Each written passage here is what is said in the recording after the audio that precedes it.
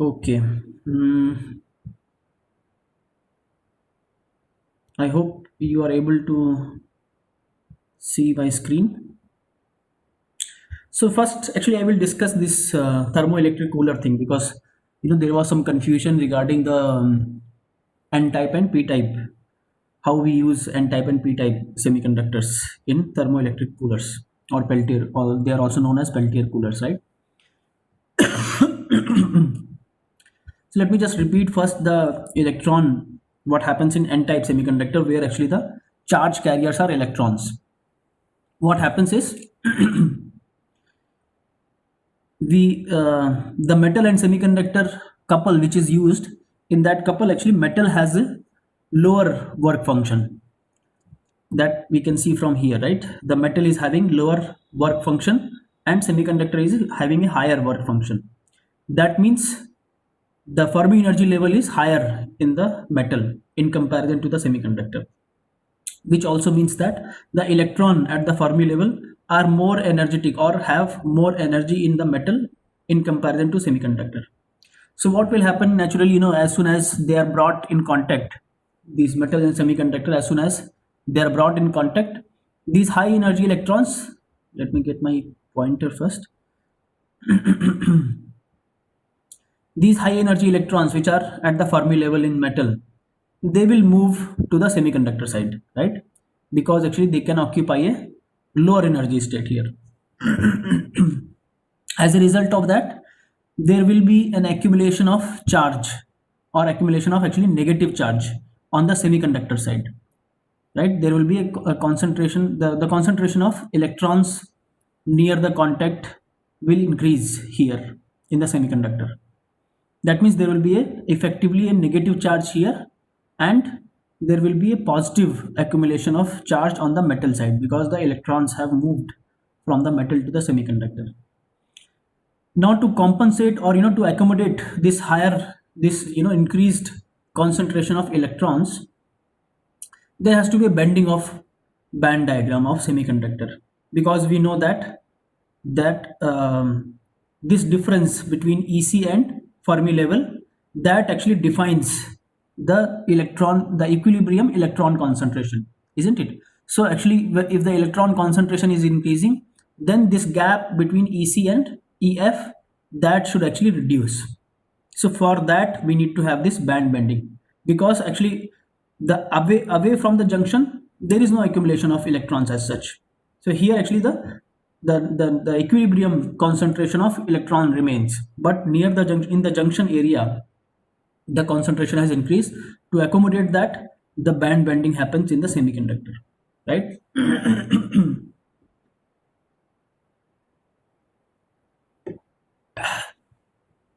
Now, in comparison to the previous case, in the Schottky diode case, Schottky contact case, here actually there is no potential barrier, because we know that in metal there are a lot of free electrons at the Fermi level, right?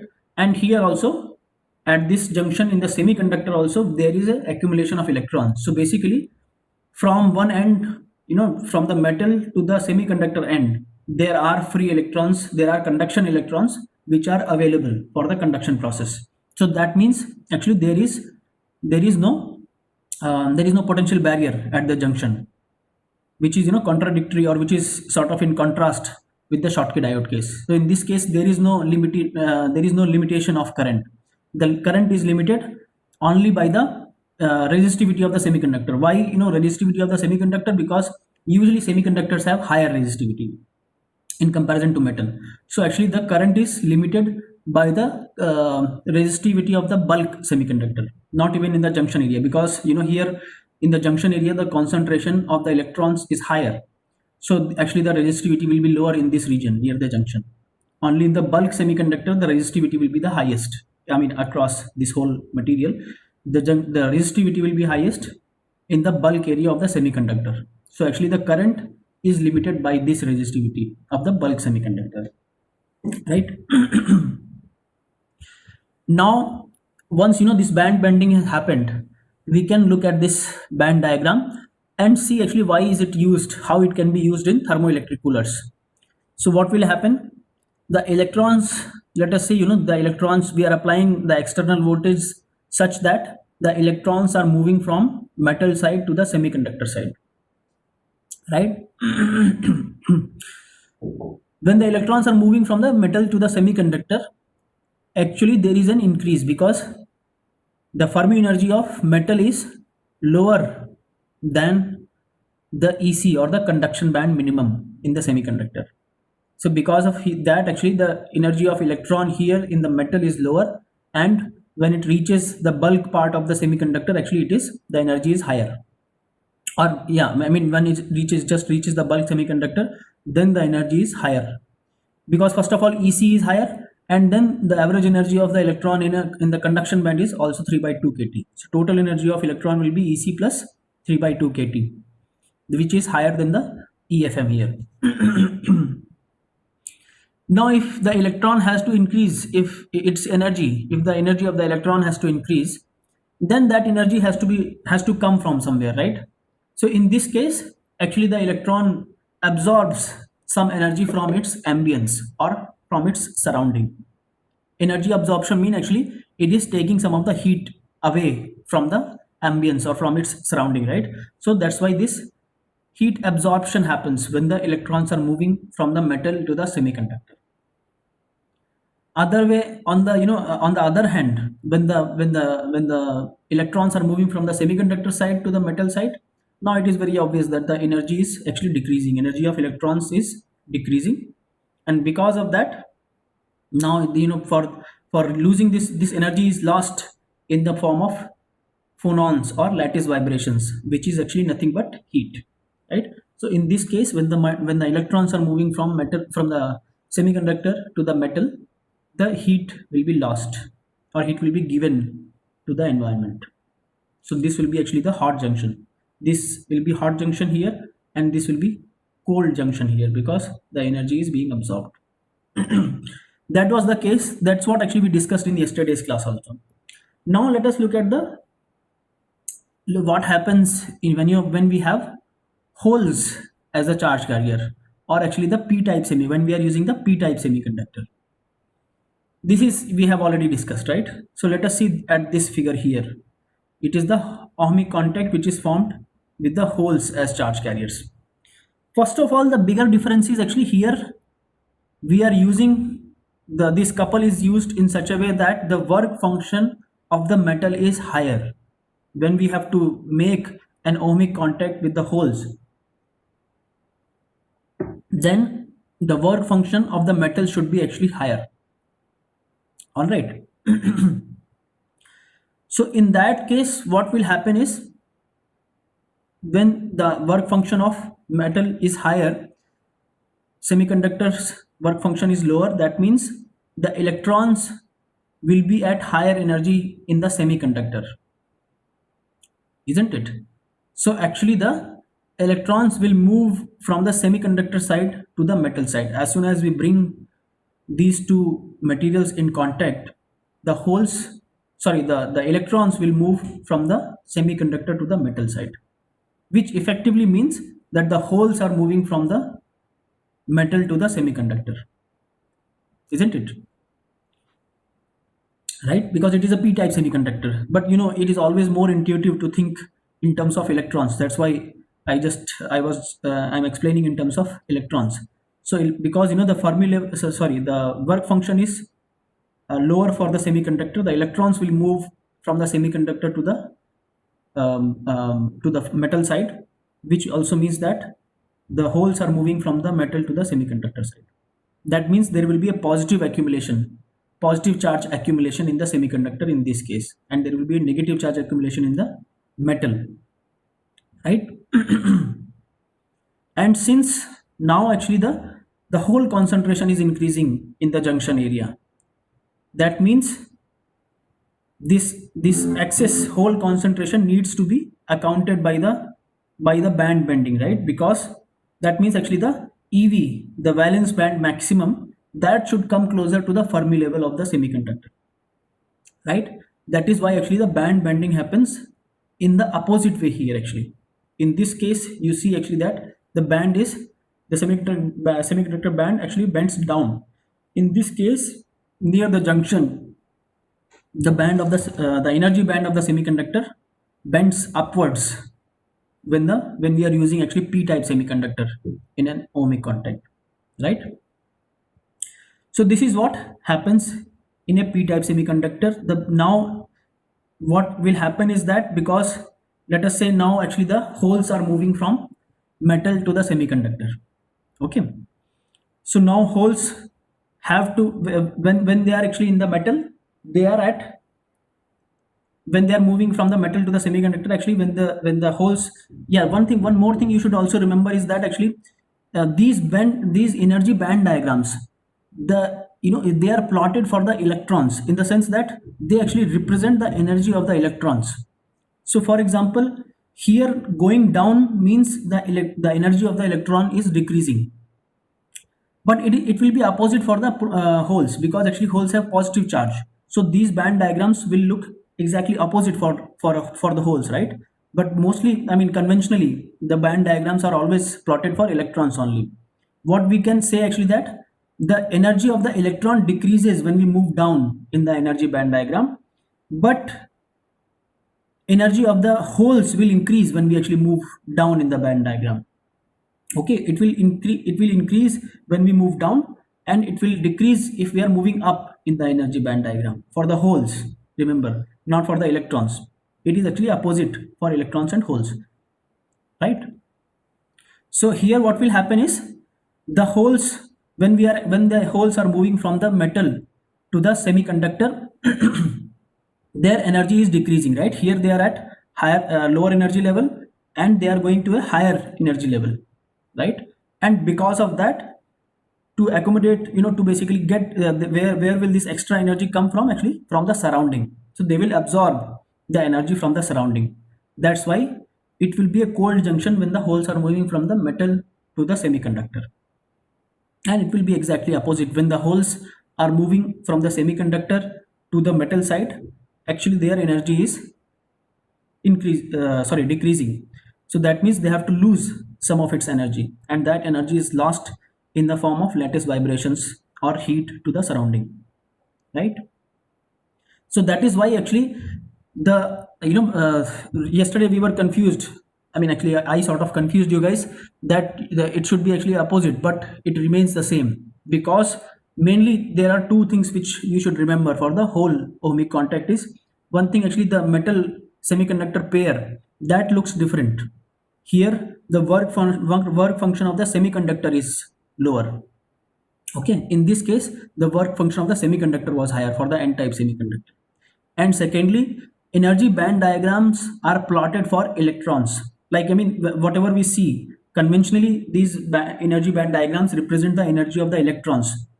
So for the electrons, actually energy decreases when we move down in the band diagram, but for the holes it is other way around. The energy increases when we are moving down in the energy band diagram, right? If you remember these two things, then you can easily, I mean, sort out why it remains the same. The energy absorption, the cold junction and hot junction actually remain the same in both the cases, right? This remains the same, but you should remember, I mean, when we are actually, in this case, if you see, we are actually applying the current in the opposite direction, sorry, the voltage in the opposite direction. The polarity of battery is not the same. That's why the charge carriers are moving in the same direction, but actually the current is moving in the opposite direction. In this case the current is moving upwards, and in this case the current is moving downwards, right? Any questions? You can think a little bit about it, because I think it is a little bit difficult to process or complex to process this information, because we have not discussed much about holes. And probably that is the reason actually we don't discuss about holes, because it is a little bit more difficult to visualize the energy and other things of the electrons. So you can ask any question, if there are any doubts, we can handle. Sir, Yes, yes. sir, in this the electrons are moving from conduction band of semiconductor to metal. Yes, electrons are, you see, mobile electrons are there only in the conduction band only, right? There are no mobile electrons in the valence band. Okay, so that means metal has accumulation of electron. Yes, that's why there will be a negative charge on the metal side. Yes. So now, sir, which holes are moving? Where is the movement of holes? Actually, see that I said earlier also, I am trying to explain in terms of electrons, but in p-type semiconductor there will be mostly only holes, right? The majority charge carriers are actually holes. So what we can say actually in this case, the holes are moving from the metal side to the semiconductor side, which is equivalent to actually the electrons moving from the semiconductor to the metal side. So electrons from the conduction band are moving from the semiconductor to the metal side, or that means the holes are moving from metal to the semiconductor side, right?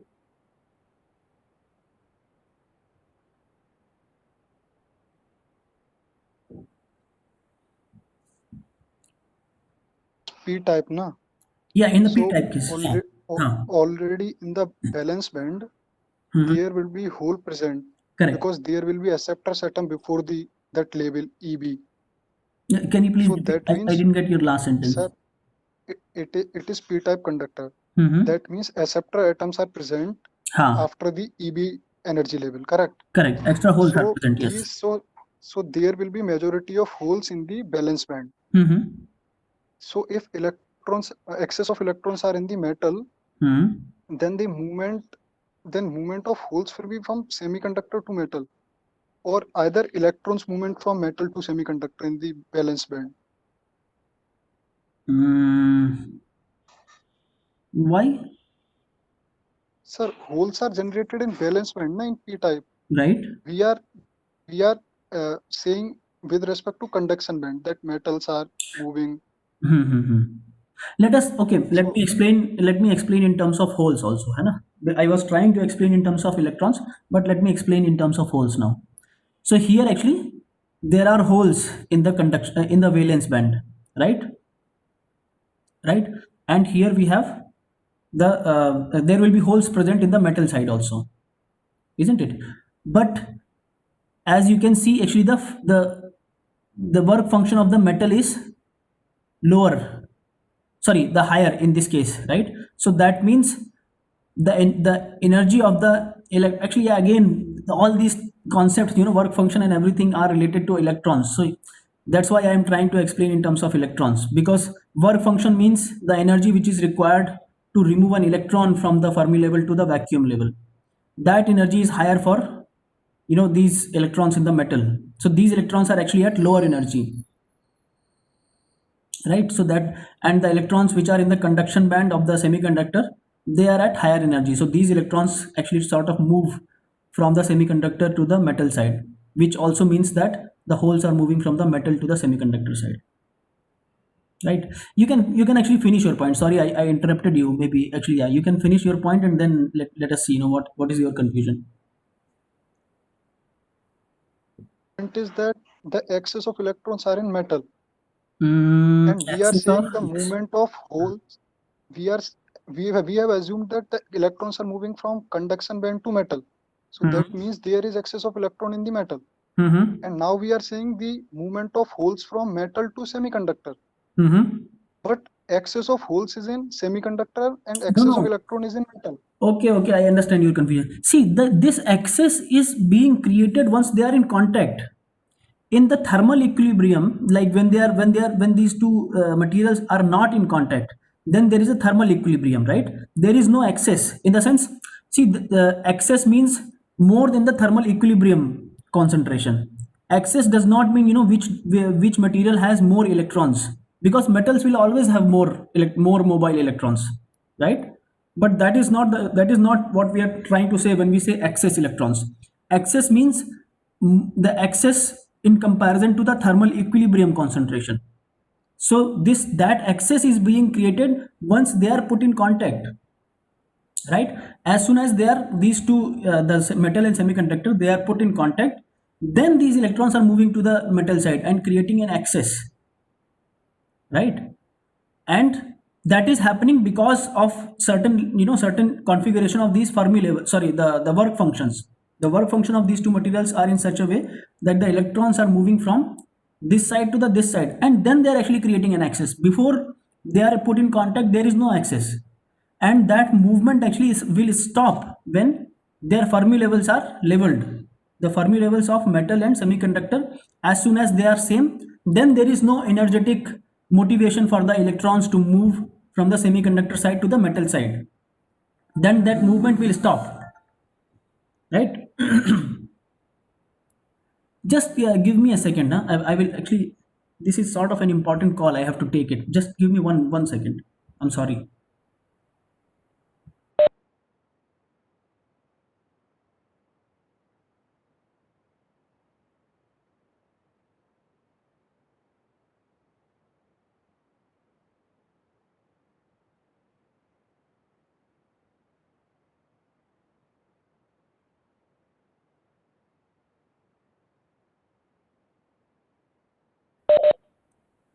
Huh.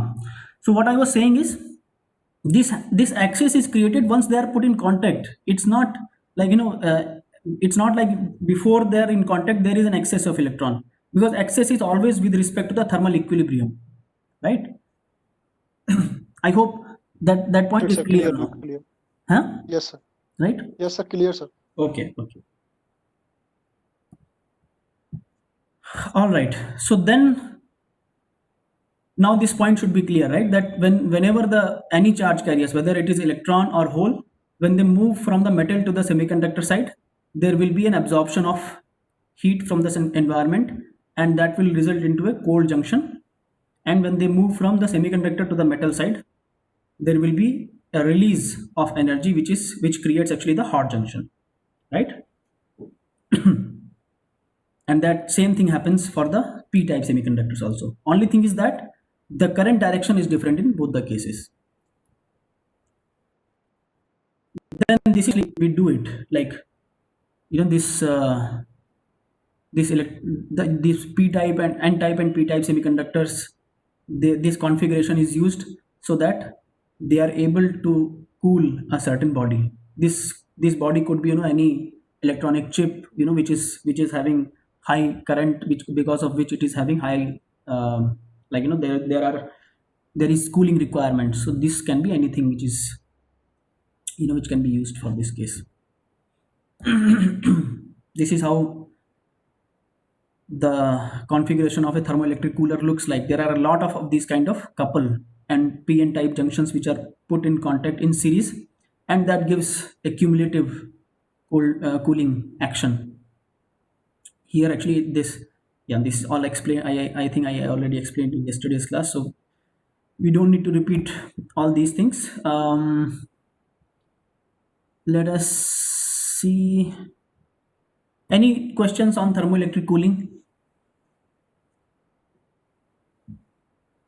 Any other questions?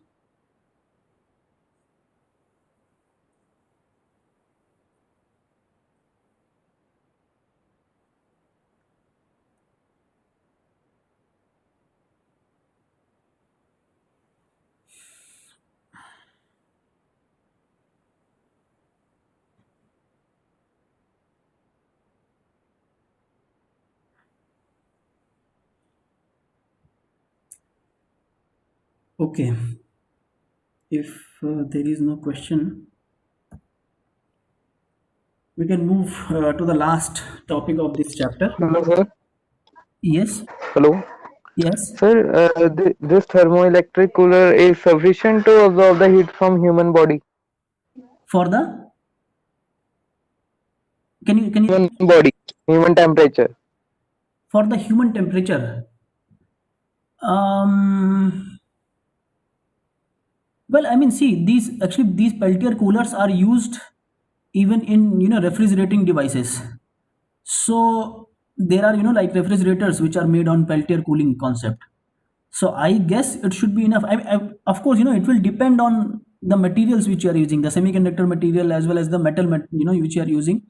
It will depend on the material properties of those two things.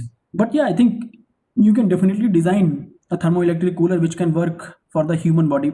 By human body, probably I don't know what you mean, but most probably you mean that you want to cool, like give some air conditioning effect, sort of. Is it? Just want to produce a voltage difference across the terminals by using the human heat. Yes, yes, definitely, definitely. Actually, there are people doing that. Like, you are talking now about Seebeck effect. Like, you are trying to generate a potential by creating a temperature difference. Yes, yes, people are actually working on those things. This Yes, sir. Yes, sir. I'm just asking that point. Yes, yes, yes, yes, definitely it can be used. Actually, for example, one application which could be very interesting is like in helmets, in temperature conditions of India, it becomes very difficult to wear a helmet in summer weather. So it becomes like very hot inside. So can we use this kind of some sort of we can design some sort of helmet by using these materials, so that there can be a cooling effect inside the helmet. That can be one interesting application which I thought like it can be used for those kind of applications. For example, in cars, there is heat released from the exhaust, right? So that heat can be used for generating the electricity, which can be used for functioning inside the car, right? For example, cooling and all things that can be done inside the car by using this electricity which is generated. So there are a lot of interesting applications. If you're more interested, actually, I work in this area in the thermoelectric materials. So if you are more interested, then we can have a chat separately. Sure, sir. Okay, then let us move to this. So far, whatever we discussed about crystalline semiconductors. Like silicon is in the crystalline form. This slide, actually, this figure I have taken from chapter 1. So I think this was covered in the first module, which was taken by Professor Baeti. So now, in certain applications, these amorphous semiconductors are also used. The difference between amorphous and crystalline is, in crystalline materials you have a long range order, which means there is a crystal periodicity. The atoms are arranged in a periodic manner, as you can see here, right? And whatever we have discussed so far, that was actually these sort of silicon crystal, not even silicon polycrystal, silicon single crystal. Most of the semiconductor devices which you see, they are fabricated from silicon single crystal. And silicon single crystal is very difficult as well as very expensive to manufacture. One of the major limitations of single crystals is actually that they cannot be made in large area. Like if you want to make a large sheet out of a single crystalline material, that is very difficult and very expensive. So that's why these for certain applications, actually, where we have we need to make large area devices like TFTs, solar cells, image sensors. These devices are very large area devices, right? So when we want to make these kind of large area devices, then amorphous semiconductors become very interesting, because they are cheaper and they are easier to make in large areas in comparison to the single crystalline silicon, right? So what happens in amorphous material is, actually, there is no long range order, but there is a short range order. Short range order means that in the nearest neighbor environment, actually, you can see some ordering. Like all the silicon atoms, they will be connected to 4 silicon neighboring atoms, right? But what happens, I mean, yeah, so this is sort of short range order which we are talking about. But in amorphous materials, because this disorder, there are some unfulfilled bonds. They are also called dangling bonds. Actually, these are unfulfilled bonds. Like basically, this silicon is not able to find one more silicon to bond with, so this bond remains unsatisfied. This is called a dangling bond, and this is actually not good for if you want to use it for semiconductor application, these kind of dangling bonds, they become actually a scattering source for charge carriers. So we want to reduce the density of these dangling bonds, or the number of these dangling bonds. For that, actually, this is a pure amorphous silicon. To reduce the density of these dangling bonds, we use actually hydrogenated amorphous silicon. Hydrogenated means actually that we are using some hydrogen atoms, so that whenever silicon, any there is any silicon atom which is not finding any other silicon for bonding, hydrogen is able to bond with that particular silicon atom and fulfill this bond actually, right? So by using hydrogenated amorphous silicon, we reduce the density of these dangling bonds, which means actually the scattering centers, we reduce the density of scattering centers, right?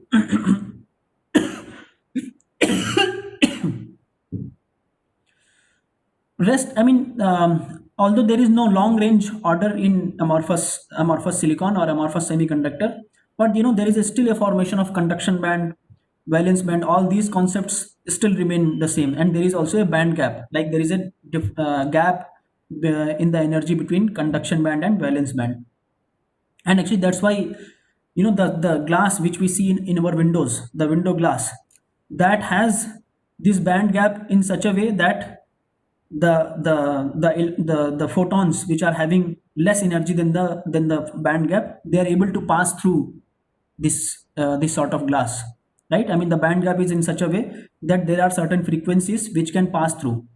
If the energy is less than the band gap, right, then that photon will just pass through because it cannot excite any electron from the valence band to the conduction band. So in the window glass, the material which is used, that has band gap in the optical region, that's why it is actually transparent. All right. Now actually, in case of these kind of crystalline semiconductor, there is periodicity, right?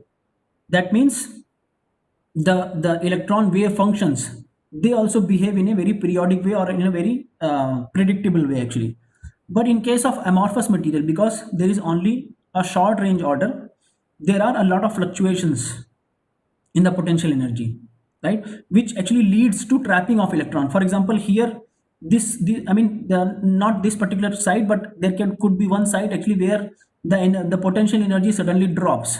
There is a large fluctuation and potential energy of electron suddenly drops at a particular site. Then if any electron comes in this area, it will be trapped, right, because the energy is lower. So certain electron will definitely go in the lower energy state, and then it is very difficult for the electron to come out of this the localized state. This is also known as localization of electron, because now the electron is not free to move around in the crystal. It is actually localized to a particular site because now it is in the potential energy well sort of condition, right? So these sort of trapping states are also known as localized states, right? This is how actually it will look like. So this is, if you see here, there are actually there is a valence band as well as a conduction band. In the conduction band, the electrons which are there, they are actually free to move around in the whole crystal. So they have this sort of extended wave function. Extended wave function means actually that they are the wave function of these electrons extends in the whole material. They belong to the whole material. They don't belong to a particular atom or a particular site, right? But there is still no periodicity. If this semiconductor would have been a crystalline semiconductor, this will look like a very periodic wave function. But here it is not periodic because there is no long range order. But these electrons are still free to move around in the crystal, right? That means actually there are some electrons which can move around freely in the crystal. Those electrons are actually in the conduction band, right? So in this range, in this conduction band, electron transport is actually dominated by scattering from random fluctuations, because as I said, there are random fluctuations in the voltage, in the energy, in the potential energy. So these fluctuations actually sort of work as scattering centers, right? And because of that, actually there is the mobility of electrons is very low. Although they are in the conduction band, the mobility of these electrons is very low in case of amorphous semiconductors. Below the conduction band and basically between conduction band and valence band, there are actually localized states. They are also called as tail states. And here the transport of electron or the charge carrier happens via hopping from one localized state to other localized state. Like you can imagine that one electron is trapped into a potential well. Now if it has to go to another position, then actually it has to hop out of, it has to come out of this potential energy well. This is sort of hopping, like it goes from one localized state to the other localized state. This is very similar to atomic diffusion also, right? And as we have seen earlier, the atomic diffusion, this kind of hopping mechanism, it is thermally activated. This hopping happens because the thermal energy gives these electrons enough energy to move out of this the potential well. So this hopping from one localized state to another localized state, it is thermally activated. And in these amorphous semiconductors, the drift mobility is very low, right? Because both in the conduction band as well as in this region, the the mobility of electrons is very limited. In this case, it is limited by the scattering, by the random fluctuations, and here it is limited by the hopping or the thermal diffusion of electrons, right? So that's why the drift mobility of electrons is very low in these amorphous semiconductors. That's why actually they are not used in high speed devices. When we if we want, I mean these kind of amorphous semiconductors, they cannot be used in high speed devices. They are used usually in low speed devices, the examples which I mentioned earlier. But that doesn't mean actually they are less important, because like there are certain applications where we cannot use the single crystal silicon semiconductors. So there these amorphous semiconductors become very important, right? Yes. So yeah, I think that's end of this semiconductor module. If you have any questions on this what we discussed just now, you can ask me.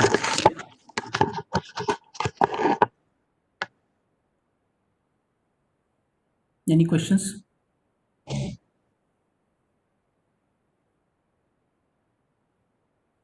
Please explain where are tail states, localized states, and extended state. See here, the extended states are here in the conduction band. In the crystal, like if you are asking in the in the 3D volume of the material, where will be the extended states? There are no, like there is no certain volume of the material that will be the extended state. There will be certain electrons which will be mobile across the material. So that's why they are actually called the electrons which are in the extended states. That means actually they are not falling into the potential wells. They are not getting localized into potential wells. These electrons are in the conduction band, right? And the localized electrons, they fall into the potential well, and because of that they are localized to a particular site, right? So those electrons, the localized states or the tail states, are in between the valence band and the conduction band, in this region, in the mobility gap actually, right? That the localized states are in the mobility gap. Okay. Yeah. Any other question?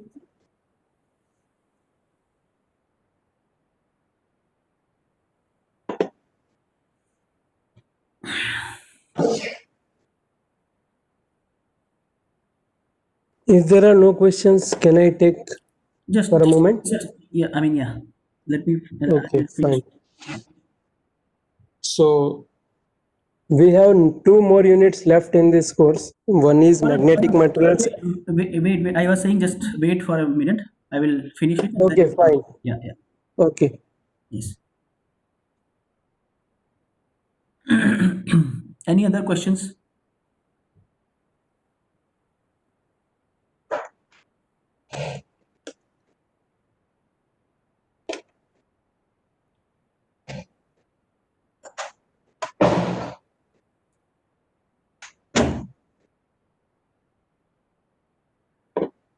All right. So, if there are no more questions, so we are done. With this slide. Actually, we are done with the semiconductor. With this topic, we are done with the semiconductor topic, and now actually the next few classes, whatever are the remaining classes, they will be taken by Professor Baheti. So he will explain how we are going to go about it. All right. Yes, Varun, you can take over now. Okay. So next we have two more units left. One is magnetic materials and one is dielectric materials and insulation. So in both the units, we have recorded lectures of around 130 minutes, let's say 2 hours roughly. And we have 6 contact hour remaining, right? So I will send you the recorded lectures and you can